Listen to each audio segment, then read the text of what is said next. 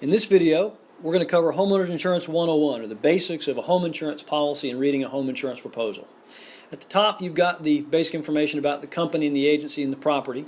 And then right here in the middle, you've got the property coverage information. This is what we're going to go over today. Dwelling coverage is just the maximum rebuild amount for your structure, for the main structure on your property. This would be for a total rebuild, including debris removal, contractors' costs such as overhead, profit, taxes, permitting, everything it would take to clear off your property and build it all the way back the way it was prior to a claim. It's important to have this number right because you don't want to pay too much by having too much coverage that you don't need, but you also don't want to have too little and be stuck not being able to put your whole house back if there were a bad claim. Other structures, this is for things that are detached from the main structure, things like a fence or maybe a deck or a detached garage.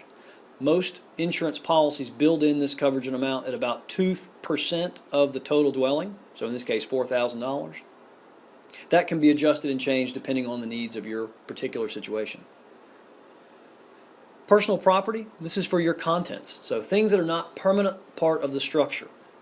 So if you took your house, turned it upside down and shook it, everything else that fell out would be personal property. So that'd be your furniture, your clothes, all your other contents in the house. Most estimates will have this at replacement cost, but it is important to make sure you check that in the endorsements, and we'll go over that later. Additional living expense, this is the cost to live elsewhere while your house is uninhabitable. So if you had a house fire and you couldn't live in your house for 6 months while they were doing the reconstruction, this would help pay for a short-term lease at a similar property to yours to maintain your standard of living and have you somewhere to live, because you have to pay the mortgage even if you have a house fire and can't live there. So this is money to help live elsewhere.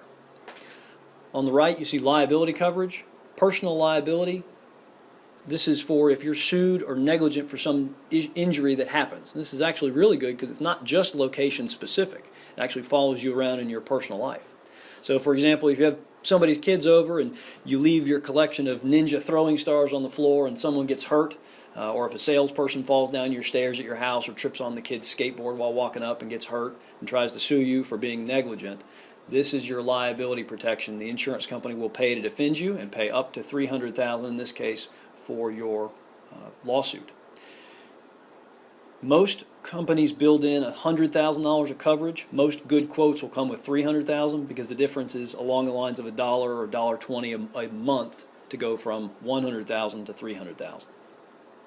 Medical payments is similar to liability. This is only to pay for if someone actually gets hurt and pays their medical bills. Again, it actually does follow you around in some cases, isn't just location specific.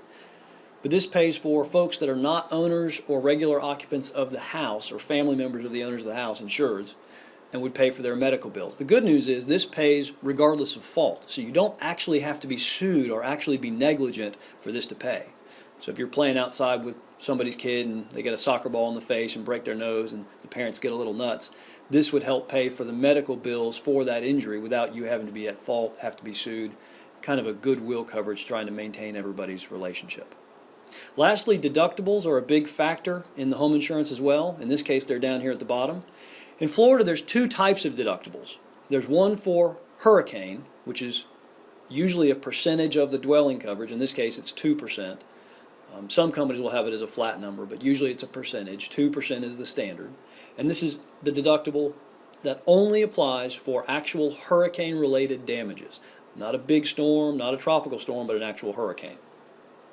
The other deductible, the regular deductible, is called a all other perils deductible because it's the deductible that applies for everything else. Theft, fire, tree falling on the house, that kinds of things. The deductible is the amount you would be responsible to pay before the insurance company pays. So for example, if you had a tree fall in the house and you had $10,000 worth of damage to your house, you would pay the first $1,000, the insurance company would pay all the rest, the other $9,000 in that example. So those are your basics of Homeowners Insurance and Homeowners Insurance 101. In the next video, we'll go over policy endorsement information and other coverages.